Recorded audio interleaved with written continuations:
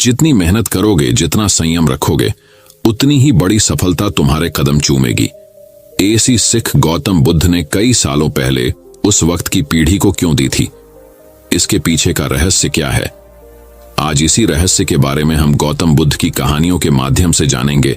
तो बिना देर किए चलिए उन कहानियों की शुरुआत करते हैं।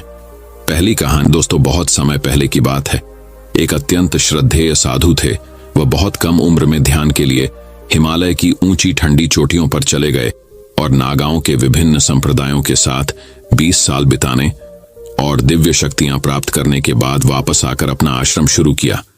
जल्द ही उनके पास एक बड़ा अनुयायी आधार बनने लगा और वह अपने योग प्रशिक्षण, कल्याण शिक्षाओं और आकर्षण के कारण बहुत प्रसिद्ध हो गए। उनके अनुयायियों का दृढ़ विश्वास था कि उनके पास सर्वोच्च शक्तियां हैं और वे दबी जुबान में इस बारे में बात करते थे कि उनके पास अलौकिक शक्तियां हैं और वे कोई भी चमत्कार कर सकते हैं। उनके गरीब अनुयायियों में से एक रोचक नामक शिष्य उनके हिमालय से लौटने के शुरुआती दिनों से ही उनकी सेवा कर रहा था और पूरी ईमानदारी और समर्पण के साथ उनकी सेवा कर रहा था और गुरु को उनकी दैनिक गतिविधियों में सहज बनाने के लिए सभी कष्ट उठा रहा था। रोचक का दृढ़ विश्वास था कि भिक्षु कुछ विशेष प्रार्थनाएं और मंत्र जानता है जो महान धन प्रदान कर सकते हैं। वह उस दिन की प्रतीक्षा कर रहा था जब साधु उसकी सेवा से प्रसन्न होकर मंत्र बताएगा। जब कुछ वर्षों के बाद भी कुछ नहीं हुआ तो उसने साधु से पवित्र मंत्र बताने के लिए पूछना शुरू कर दिया, जो बहुत ही कम प्रयास से उसके जीवन को बदल देगा और उसे बहुत अमीर बना देगा। दूसरों की तरह भिक्षु ने भी उसे अपने जीवन के उद्देश्यों को प्राप्त करने के लिए कड़ी मेहनत, समर्पण, ईमानदारी और अपने काम पर ध्यान केंद्रित करने का मूल्य सिखाने की कोशिश की, लेकिन कोई फायदा नहीं हुआ और वह भिक्षु को परेशान करता रहा। लगातार उपद्रव से निराश होकर भिक्षु ने उसे मंत्र देने का फैसला किया और उसे अपने कमरे में बुलाया। उन्होंने अनुयायी के कान में 5 बार मंत्र फुसफुसाया और उसे मंत्र को अच्छी तरह से याद करने के लिए कहा। मंत्र इस प्रकार है, ओम नमो, हे भगवान, मुझे अपना काम पूरी लगन, ईमानदारी, समर्पण, कड़ी मेहनत और ध्यान के साथ करने का साहस और शक्ति दें और मुझे जीवन में बहुत सफल और समृद्ध बनाएं। रोचक इतने सरल मंत्र कार्य से बहुत प्रसन्न हुआ और उसने भिक्षु से पूछा कि वांछित परिणाम प्राप्त करने के लिए उसे कितने दिनों तक प्रार्थना करने की आवश्यकता है। गुरु ने उनसे कहा कि यह बहुत सरल है, उन्हें बस किसी शांतिपूर्ण स्थान पर पवित्र माला का उपयोग करके मंत्र को 101 बार दोहराना होगा। रोचक बहुत खुश हुआ और उसने ध्यान के लिए किसी शांत स्थान पर जाने की अनुमति मांगी। जब वह दरवाजे की ओर जा रहा था, भिक्षु ने उसे बुलाया और कहा कि रोचक, रुको, यह अंतिम और बहुत महत्वपूर्ण निर्देश भी ले लो। ध्यान प्रक्रिया के दौरान बस याद रखें, आपको बंदरों के बारे में नहीं सोचना चाहिए। बंदरों को अपने विचारों में बिल्कुल भी ना आने दें और यदि आप बंदरों के बारे में सोचते हैं तो आपको एक नई शुरुआत करने की आवश्यकता है। रोचक मुस्कुराया और सोचा, मैं इस सरल ध्यान तकनीक के दौरान बंदरों के बारे में क्यों सोचने जा रहा हूं, जो मुझे अमीर बनाने जा रही है। मैं मूर्ख नहीं हूं। रोचक एक शांत जगह पर गया, अपनी आंखें बंद कर लीं और मंत्र का जाप करने लगा। उसने बहुत अच्छी शुरुआत की और आधे रास्ते तक आसानी से पहुंच गया, लेकिन अचानक उसके विचारों और दिमाग के किसी कोने से एक बंदर तेजी से आया, मुस्कुराया, उछला और चला गया। उसने सोचा, ठीक है, कोई बात नहीं, पहली बार ऐसा होता है, मैं फिर से शुरू करूंगा। मैं ध्यान केंद्रित कर सकता हूं।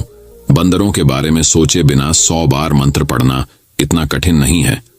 उसने दूसरी बार शुरुआत की और इस बार वह 40वें मंत्र के पर पहुंच गया और धीरे धीरे उसके विचारों में 2 बंदर रेंगने लगे और मुस्कुराने और नाचने लगे। उसने फिर से शुरुआत की और तीसरी बार आश्चर्य की बात यह थी कि यह बंदरों का समूह था जो उसके विचारों में हर जगह खेल रहा था, चीख रहा था और चिल्ला रहा था। वह बार बार शुरू करता रहा और बंदरों के बारे में सोचे बिना वह 101 बार मंत्र नहीं बोल सका और आखिरकार वह ऐसी स्थिति में पहुंच गया जहां उसकी आंखों का बंद होते ही चारों ओर खेल रहे बंदरों के समूह को उसके विचारों में लाने के लिए पर्याप्त था। मंत्र का एक भी शब्द बोले बिना भी उसने मंत्र देने के बाद बंदरों का जिक्र करने के लिए साधु को अपने मन में गाली देना भी शुरू कर दिया। अन्यथा उसने बंदरों के बारे में सोचे बिना ही मंत्र को बहुत ही सरलता से 101 बार कहा होता। लेकिन फिर भी वह अपने प्रयास में लगा रहा और कई दिनों तक मंत्र दोहराता रहा। चारों ओर नाचते सैकड़ों बंदरों के समूह के बावजूद भी उसके ख्याल में आते रहते हैं, ओम नमो, हे भगवान, मुझे अपना काम पूरी लगन, ईमानदारी, समर्पण, कड़ी मेहनत और ध्यान के साथ करने का साहस और शक्ति दें और मुझे जीवन में बहुत सफल बनाएं। अंत में मंत्र को कुछ लाख बार दोहराने के बाद उन्हें मंत्र का अर्थ समझ में आया, यानी जीवन में वास्तव में सफल होने के लिए उन्हें वास्तव में समर्पण और ईमानदारी के साथ कड़ी मेहनत करने और अपने लक्ष्यों पर ध्यान केंद्रित रखने की आवश्यकता है, न कि इतने सारे अनावश्यक विचारों में भटकने की। अमीर बनने का कोई आसान तरीका खोजने की कोशिश न करते हुए अपने लक्ष्य को पूरी निष्ठा के साथ पूरा करने की कोशिश करो। अंत में वह भिक्षु के पास गया और उसे पाठ के लिए धन्यवाद दिया और खुद को मंत्र के सार के प्रति समर्पित कर दिया, जिससे उसने अपने जीवन में आगे जाकर बहुत सफलता हासिल की। दोस्तों, हर किसी में बहुत सफल होने की चाहत होती है, लेकिन जुनून, ईमानदारी, समर्पण, कड़ी मेहनत और फोकस के साथ काम करने की इच्छा नहीं होती। हम अपने उद्देश्यों से इतनी आसानी से ध्यान भटक जाते हैं। बंदरों के बारे में सोचने, मनोरंजक गतिविधियों या अन्य छोटे मुद्दों पर बहुत अधिक समय खर्च करने में ऊर्जा खर्च न करें। ध्यान केंद्रित करें और लक्ष्य को पाने में आलस न करें और आप अवश्य सफल होंगे। तो चलिए दोस्तों, अब गौतम बुद्ध की दूसरी कहानी की शुरुआत करते हैं। दूसरी कहानी बहुत समय पहले की बात है। एक बादशाह के महल की चार दीवारी के अंदर एक वजीर और एक कारिंदा रहता था। वजीर और कारिंदे के पुत्र में गहरी दोस्ती थी। कम उम्र होने के कारण दोनों एक साथ पढ़ते खेलते थे। वजीर के कहने पर कारिंदे का लड़का उसके सब काम कर देता था। वह वजीर को चाचा कहकर पुकारता था। बादशाह कारिंदे के पुत्र को बहुत प्रेम करता था। बादशाह की कोई संतान नहीं थी, इसलिए वे कारिंदे के पुत्र को अपने पुत्र के समान ही समझते थे। बादशाह ने उसे महल और दरबार में आने जाने की पूरी छूट दे रखी थी। कारिंदे के पुत्र के प्रति बादशाह का प्रेम देखकर वजीर को बहुत ईर्ष्या होती थी।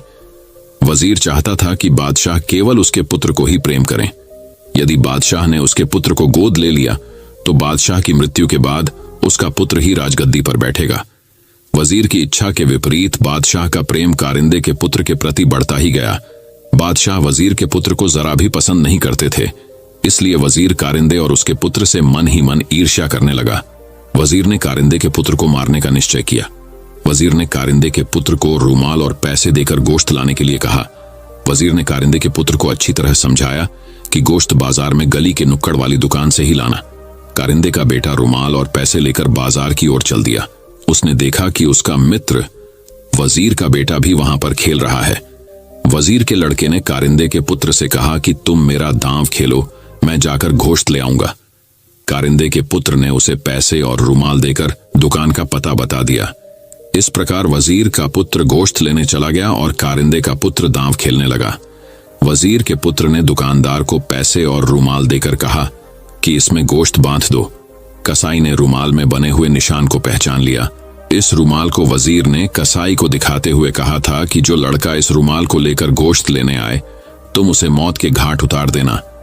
कारिंदे के पुत्र को मारने के लिए वजीर ने कसाई को पैसे दिए थे। कसाई ने अंदर भट्ठी जलाकर सारी तैयारी पहले ही कर ली थी। कसाई ने रुमाल और पैसे लेकर उस लड़के को वहां बैठने के लिए कहा और स्वयं अंदर गोश्त लेने चला गया।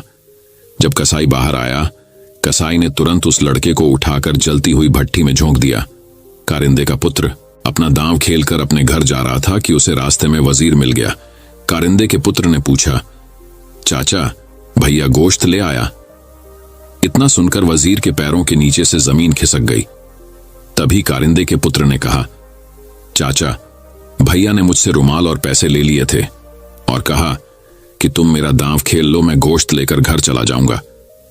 मैंने भैया को दुकान का पता भी बता दिया था। वजीर की आंखों के आगे अंधेरा छा गया और उसके मुख से एक शब्द भी नहीं निकला। अपने पुत्र को याद करता हुआ वजीर अपने घर चला गया। वजीर कह रहा था कि जो दूसरों के लिए कुआं खोदता है उसमें स्वयं गिरता है।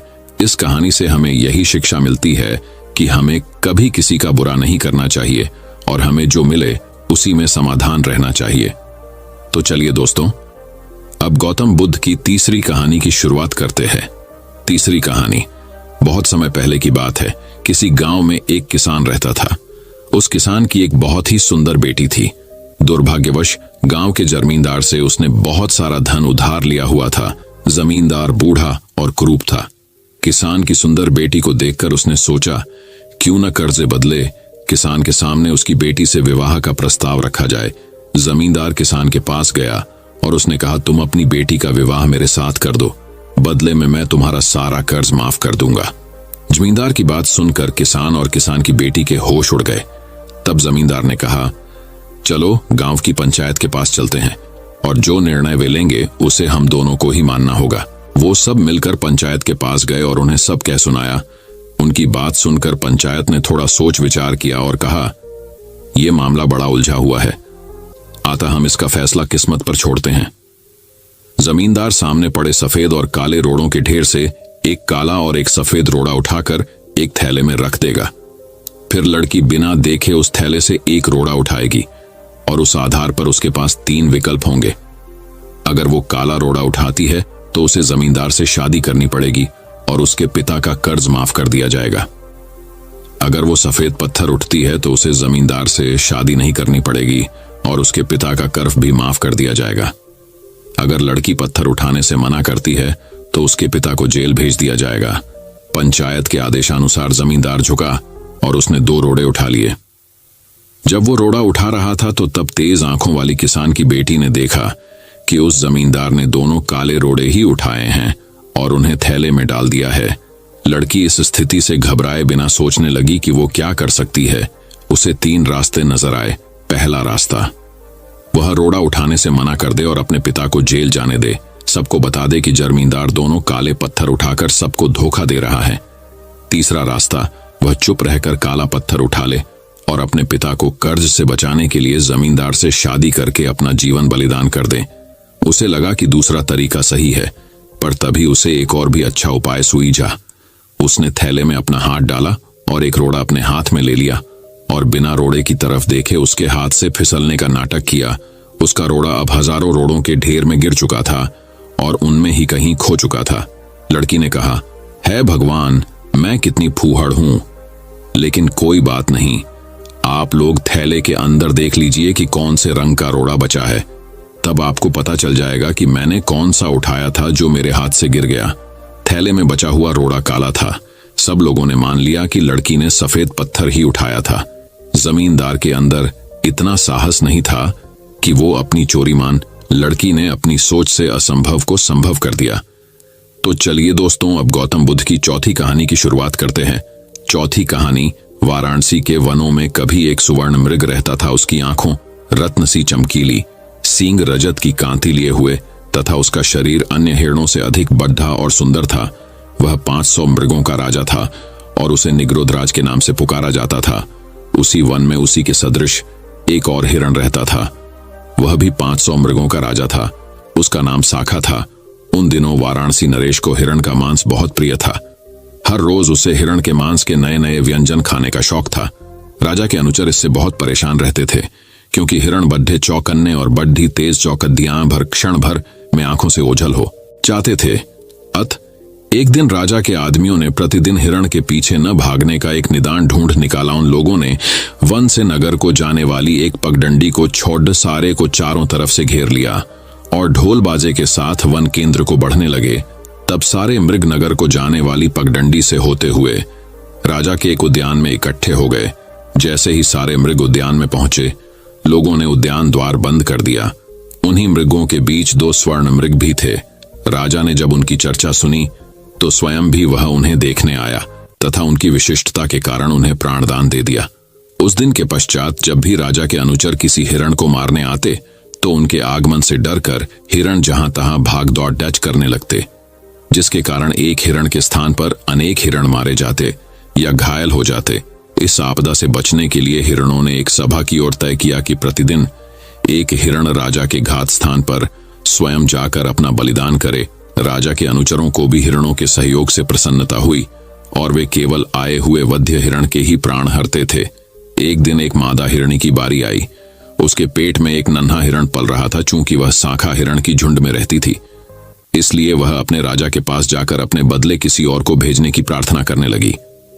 शाखा हिरण ने उसकी बात को यह कहते हुए ठुकरा दिया कि कानून में परिवर्तन संभव नहीं था।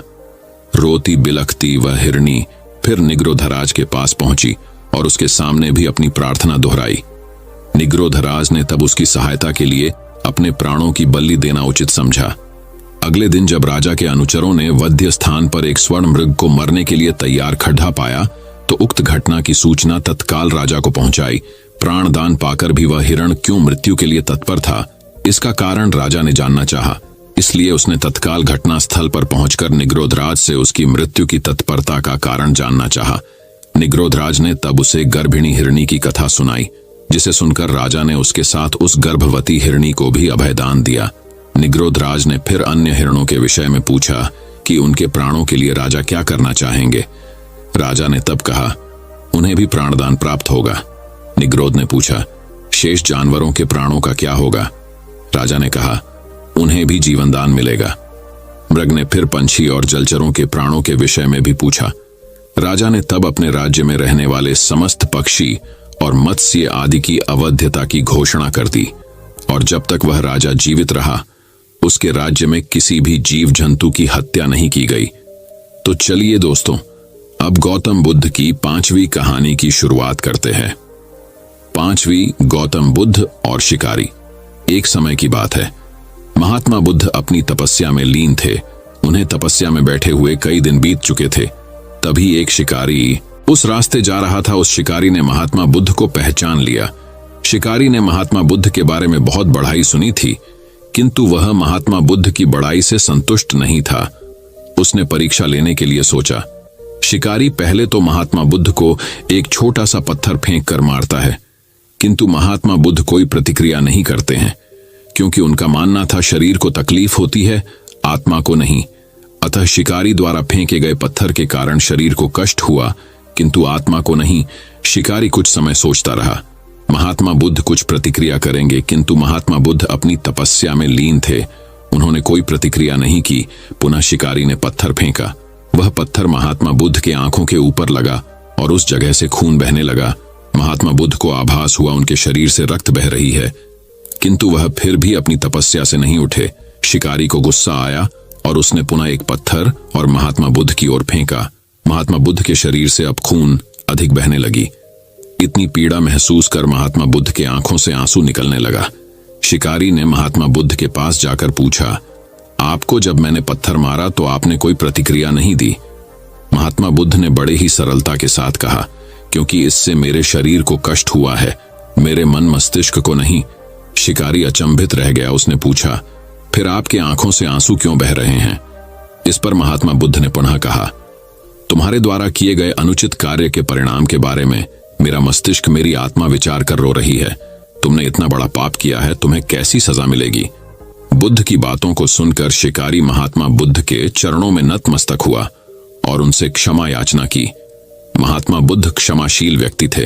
उन्होंने तुरंत शिकारी को क्षमा कर दिया और अपना आशीर्वाद दिया। वह शिकारी महात्मा बुद्ध का आशीर्वाद पाकर एक महान व्यक्ति और साधक के रूप में जीवन व्यतीत करने लगा। तो चलिए दोस्तों, अब गौतम बुद्ध की 6ठी कहानी की शुरुआत करते हैं। 6ठी कहानी, ज्ञान से हुई मोक्ष की प्राप्ति। एक दिन की बात है, महात्मा बुद्ध अपने शिष्यों के साथ कुटिया में बैठे थे और ज्ञान चर्चा का विषय आरंभ था। शिष्यों के आग्रह पर उन्होंने एक कहानी आरंभ की। समीर नाम का एक जल्लाद मगध राजमहल के पीछे बने कस्बे में रहता था। वह मगध साम्राज्य का प्रमुख जल्लाद था। उसका सारा जीवन दोषियों को फांसी देने में बीत गया। अब वह लगभग 60 वर्ष की आयु का हो गया था। समीर अब राजकीय सेवा से मुक्त हो चुका था और अपना अंतिम जीवन वह अपने घर में व्यतीत करता था। अपने जीवन काल में किए गए सभी घटनाओं को याद करता और पश्चाताप करता। मेरे हाथों इतने जीवों की हत्या हुई, यही सोच विचार करते हुए वह नहा धोकर तैयार हुआ। जैसे ही वह खाना खाने के लिए बैठा, दरवाजे पर आवाज आई। समीर बाहर निकलकर देखता है तो एक भिक्षुक उनके द्वार पर खड़ा है, जो जान पड़ता है काफी दिनों की तपस्या के बाद उठा है और भूख से व्याकुल है। समीर तत्काल अपना वह भोजन जो स्वयं के लिए था वह भिक्षुक को समर्पित कर दिया। भिक्षुक की भूख शांत हो गई। भिक्षुक प्रसन्न हुए। भोजन के पश्चात भिक्षुक और समीर दोनों बैठे हुए थे। तभी समीर ने अपने जीवन में किए गए कार्यों को भिक्षुक के सामने प्रकट किया। समीर ने बताया, वह राजकीय सेवा के दौरान अनेकों कैदियों अथवा अपराधियों को मृत्यु दंड दिया, जिसके कारण मुझे अपने पर अपराध बोध होता है और ग्लानि के भाव में सदैव ग्रस्त रहता हूं। भिक्षुक बड़े ही शांत चित्त भाव से समीर की बातों को सुन रहे थे और रह रहकर मुस्कुरा रहे थे। समीर ने अपने जीवन के प्रत्येक घटनाओं को भिक्षुक के सामने रख दिया।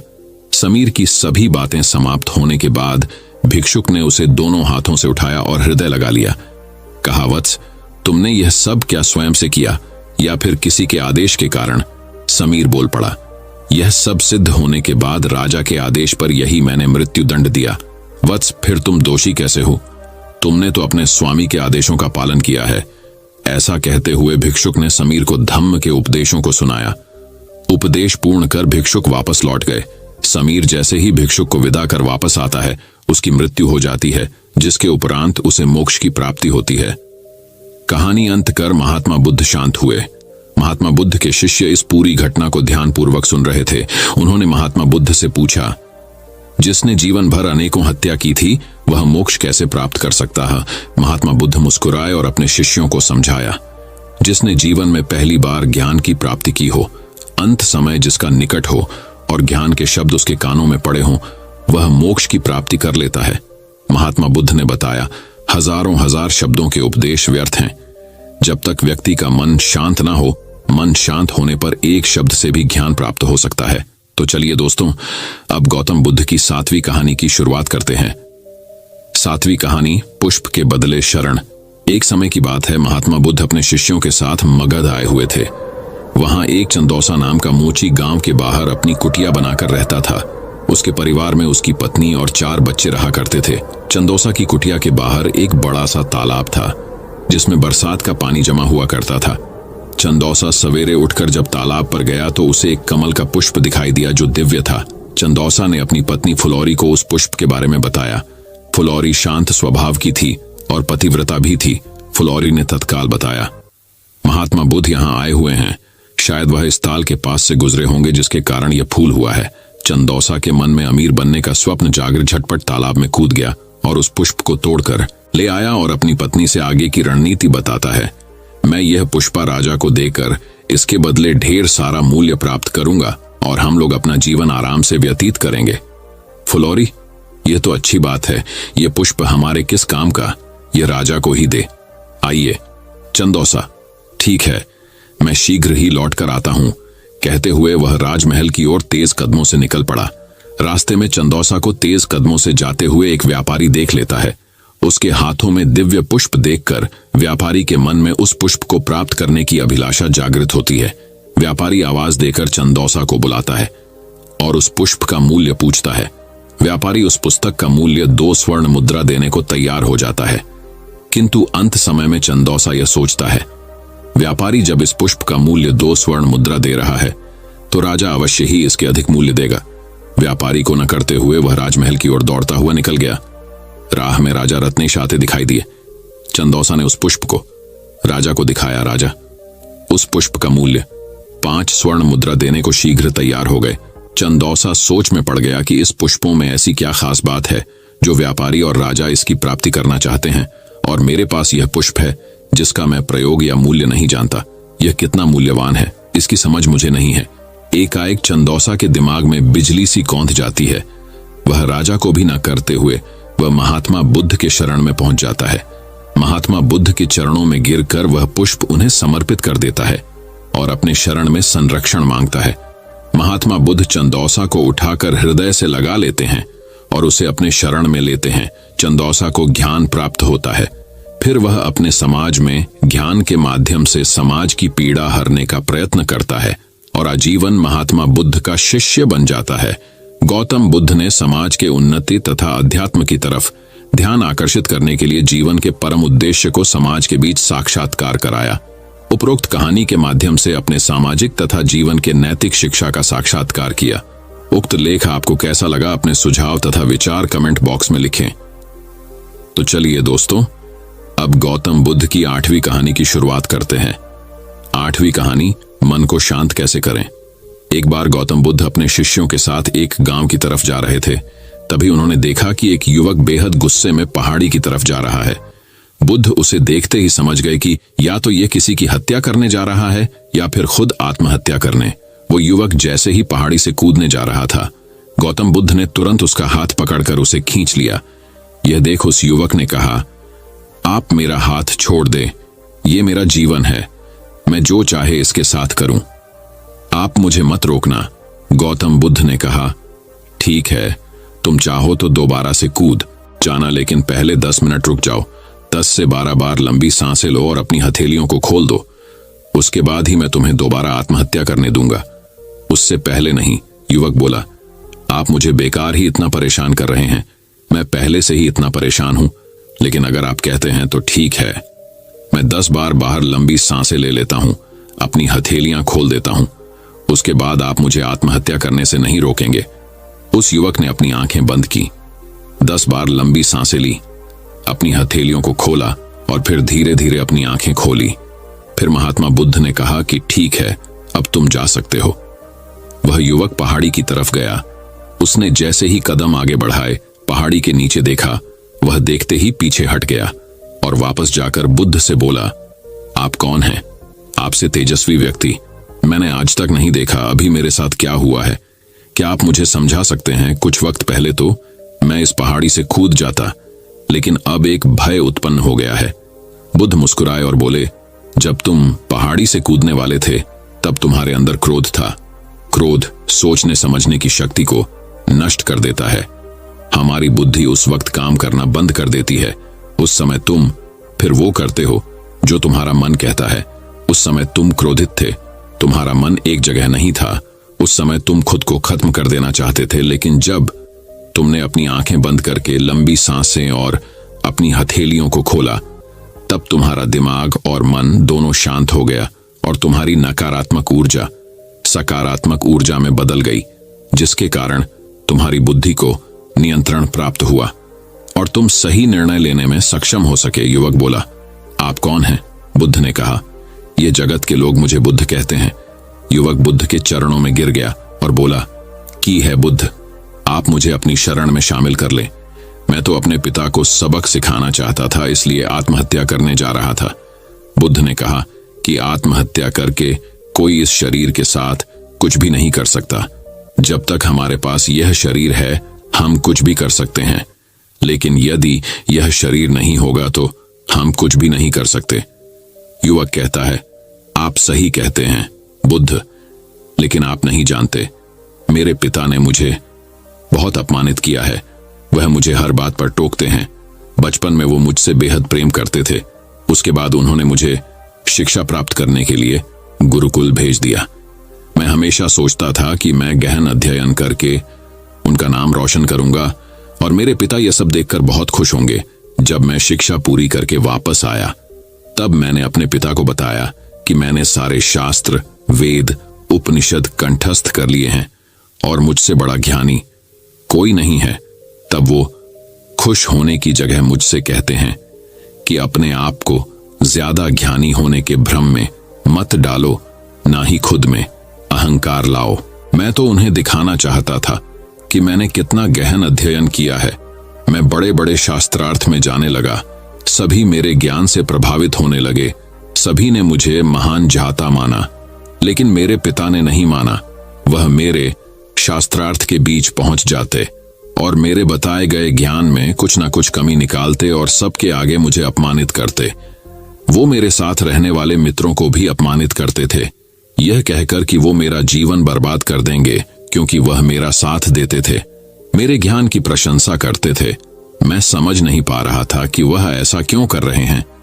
तब मेरे मित्रों ने मुझसे कहा क्योंकि वो मेरे जितना ज्ञान अर्जित नहीं कर पाए, इसलिए वो मुझसे ईर्ष्या करते हैं। एक दिन मेरी उपाधियों के कारण मेरे मित्रों ने मुझे मदिरापान कराया। ये बात मेरे पिताजी को पता चल गई। वो ढूंढते ढूंढते वहां पहुंच गए और मुझे वहां सबके सामने थप्पड़ मार दिया। मुझे बहुत अपमानित महसूस हुआ। तब मैंने ये तय किया कि मुझे मेरे पिताजी को सबक सिखाना है और मैं यहां आत्महत्या करने आ गया, क्योंकि एक पिता के लिए इससे बड़ा सबक क्या होगा। जब वह अपने बेटे की अर्थी को उठाएंगे, तब उन्हें एहसास होगा कि उन्होंने क्या गलती की है। बुद्ध मुस्कुराए और बोले, मुझे एक बताओ, जो ज्ञान तुम्हें आत्महत्या करने के लिए प्रेरित करे, तो वो ज्ञान किस काम का? वो कहां से अच्छा हुआ जो तुम्हें एक गलत काम को करने से नहीं रोक पा रहा? युवक ने कहा, आप सही कहते हैं बुद्ध, अब मैं खुद अज्ञानी सा महसूस कर रहा हूं। आप मुझे अपनी शरण में ले, मैं आपसे ज्ञान प्राप्त करना चाहता हूं। बुद्ध ने कहा, तुम मेरे साथ 4 दिनों तक रहना और उसके बाद अपने पिताजी के पास जाना। अपने पिता के घर तुम मध्य रात्रि के बाद जाना और बिना किसी हलचल के चुपचाप भीतर जाना, तब तुम्हें जीवन का सबसे पहला ज्ञान मिलेगा। वो युवक 4 दिनों तक बुद्ध के पास रहा और उसके अगले दिन पिता के पास चला गया। जब मध्य रात्रि वो अपने घर पहुंचा तो उसने देखा कि उसकी माताजी बिस्तर पर बहुत बीमार पड़ी है और युवक के पिता से कहती हैं कि तुम्हारी सख्ती के कारण आज मेरा बेटा मुझसे दूर है। अगर तुम इतने सख्त नहीं होते तो आज घर छोड़कर नहीं जाता। वो युवक अपनी पिता की तरफ देखता है। वो देखता है कि जिनकी आंख में आज तक आंसू नहीं देखे थे, आज वो नम आंखों के साथ बैठे हैं। उसके पिता कहते हैं, मैं उसे दुख नहीं देना चाहता था, बस उसके अंदर अहंकार ना आए। उसे दूर करता था, तभी उसके अंदर की कमियों को वहां जाकर बताता था, ताकि मुझे सुन कोई और भी उसे उसकी कमी बता सके और उसे अपने ज्ञान पर कभी घमंड ना हो, क्योंकि व्यक्ति का अहंकार उसे हमेशा ले डूबाता है। लेकिन उस भीड़ में मेरे सिवा कोई नहीं होता था जो उसको उसकी गलतियों के बारे में बताएं। तब मैंने तय किया कि मैं उसे उसकी गलतियों से अवगत कराऊंगा, लेकिन वो मेरी ना सुनकर हमेशा अपने मित्रों की सुनता था। और एक दिन जब उसने मदिरा पान किया, तब मेरा दिल दुखा और तब मुझे लगा कि शायद मेरी परवरिश में कोई कमी थी। मैं ही एक अच्छा पिता नहीं बन सका जो मेरे बेटे ने ऐसा किया। लेकिन तुम चिंता मत करो, मैं उसे कहीं से भी ढूंढ कर ले आऊंगा। जितना प्रेम तुम मुझसे करती हो, उससे ज्यादा मैं उससे करता हूं। युवक की माता कहती है कि मैंने उसे हर जगह ढूंढा, लेकिन वो कहीं नहीं मिला। मेरा मन कहता है कि यहां से कुछ दूर एक गांव में गौतम बुद्ध रुके हैं, वह जरूर वही होगा। तुम उसे वहां जाकर देखो। ये सारी बातें युवक वहीं खड़ा होकर सुन रहा था। उसकी आंखों से आंसू बह रहे थे। वो चुपचाप वहां से चला गया और गौतम बुद्ध के पास पहुंचा और बुद्ध से बोला, हे बुद्ध, अगर आपने मुझे उस दिन आत्महत्या करने से नहीं रोका होता तो मुझसे कितना बड़ा पाप हो जाता। बुद्ध ने युवक से कहा, इस जीवन की सबसे बड़ी गलती आत्महत्या करना है। ये जीवन तुमने खुद नहीं लिया है, उसे तुम्हें दिया गया है, तो तुम्हें कोई हक नहीं कि उसे खुद से नष्ट करो। कल सुबह तुम्हारे पिता यहां वापस आएंगे, कल सुबह तुम उनके साथ जाकर उनके आर्ण को उतारना। युवक ने कहा, हे महात्मा बुद्ध, मुझे मेरा सारा ज्ञान व्यर्थ ही लगता है। आप सत्यता को उजागर करते हैं। मैं आपके साथ रहकर आपसे ज्ञान प्राप्त करना चाहता हूं। मुझे अपने संघ में आप शामिल कर लें। बुद्ध ने कहा, कल सुबह जब तुम्हारे पिता आएंगे तब तुम उनसे बातचीत करना और उनसे आज्ञा लेना, और तब तुम्हें लगे कि तुम्हें ज्ञान प्राप्ति की जरूरत है तो संघ के दरवाजे सभी के लिए खुले रहते हैं। चलिए दोस्तों, अब गौतम बुद्ध की 9वीं कहानी की शुरुआत करते हैं। 9वीं कहानी, किसान की समस्या। सालों पहले गुमथा गांव में रहने वाला एक किसान काफी दुखी था। वो अपनी जीवन की छोटी छोटी परेशानियों को लेकर उदास रहता था और अपने दुख के बारे में लोगों को बताता फिरता था। एक दिन उसे किसी ने सलाह दी कि तुम गौतम बुद्ध के पास चले जाओ, वे तुम्हारी समस्याओं का कोई ना कोई हल जरूर निकाल देंगे। उस व्यक्ति की बात सुनते ही दूसरे दिन वो किसान सीधे महात्मा बुद्ध के पास पहुंच गया। गौतम बुद्ध के पास पहुंचकर उन्हें प्रणाम करते हुए उसने बताया कि मैं एक किसान हूं और मैं खेती करके जीवन यापन करता हूं। मैं यहां अपनी समस्याओं का समाधान लेने के लिए आया हूं। दरअसल कई बार हमारी फसल अच्छी होती है तो कभी बिल्कुल भी नहीं होती। इससे मैं बहुत परेशान हो जाता हूं। इतना कहने के बाद किसान ने आगे कहा कि मेरी पत्नी है और वो मुझसे बेहद प्रेम करती है, पर कभी कभी वो मुझे बहुत परेशान करती है। उससे मैं तंग आ गया हूं और कभी कभी लगता है कि अगर वो मेरे जीवन में नहीं आती तो मैं कितने अच्छे से रहता। इस तरह वह अपनी सारी परेशानियां महात्मा बुद्ध को सुनाता रहा और वो उसकी बातें सुनते रहे। जब तक किसान बात कर रहा था तब तक गौतम बुद्ध एक शब्द भी नहीं बोले। वो बस ध्यान से किसान की ही बातें सुन रहे थे। परेशानी बताते हुए किसान बोलता है कि मेरा एक बच्चा भी है। वो है तो काफी अच्छा, पर कई बार मुझे परेशान करता है और मेरा कहना नहीं मानता था। ऐसे व्यवहार से मुझे लगता है कि वो मेरा बच्चा नहीं है। ऐसा कहते हुए किसान अपनी सारी परेशानी को बताता गया। इस तरह किसान ने अपने जीवन का सब कुछ जो उसे सताता था और दुखी करता था वो गौतम बुद्ध को बता दिया। तब गौतम बुद्ध बोले, मैं तुम्हारी किसी तरह से भी मदद नहीं कर सकता। किसान ने महात्मा बुद्ध से ऐसे जवाब की उम्मीद नहीं की थी। वो उनका जवाब सुनकर हैरान हो गया। उसे अपने कानों पर भरोसा नहीं हो रहा था। उसने भगवान बुद्ध से पूछा कि ये आप क्या बोल रहे हैं? क्या आप मेरी समस्याओं का समाधान नहीं कर सकते? मैंने सुना है कि आप सभी की समस्याओं का समाधान करते हैं, तो मेरी समस्याओं का क्यों नहीं करेंगे? महात्मा बुद्ध इस बात पर किसान से कहते हैं कि आपके जीवन में जितनी कठिनाइयां हैं उतनी हर किसी के जीवन में होती है और सबको अपनी छोटी समस्याएं भी बढ़ती लगती हैं। आपके जीवन में कोई ऐसी समस्या नहीं है जो दूसरों को न हो। हर व्यक्ति को अपने जीवन में सुख दुख का सामना करना पड़ता है। हम चाहें जितनी भी कोशिश कर लें, लेकिन हमारे जीवन में सुख और दुख दोनों आएंगे ही आएंगे। कई बार हमारे अपने हमें बेगाने लगने लगते हैं, तो कई बारी बेगाने हमें अपने लगने लगते हैं। सभी का जीवन ऐसी समस्याओं से घिरा हुआ है जिसका कोई समाधान नहीं है। अगर किसी के जीवन से एक समस्या जाती है तो दूसरी समस्या आ जाती है। ऐसे में तुम एक समस्या का आज समाधान कर लोगे तो तुम्हें कल दूसरी समस्या का सामना करना पड़ेगा। यही जीवन का एक अटल सत्य है। बुद्ध की बातें सुनकर किसान को गुस्सा आ जाता है और वो उन्हें बोलता है कि लोग आपको महात्मा कहते हैं। मैंने लोगों से ये भी सुना है कि आप सबकी परेशानी दूर करते हैं, पर मेरी समस्या का निवारण करने के बजाय आप मुझे फिजूल की बातें बता रहे हैं। मैं आपके पास बहुत उम्मीद लेकर आया था, पर अब मुझे लग रहा है कि आपके पास मेरा आना व्यर्थ हुआ।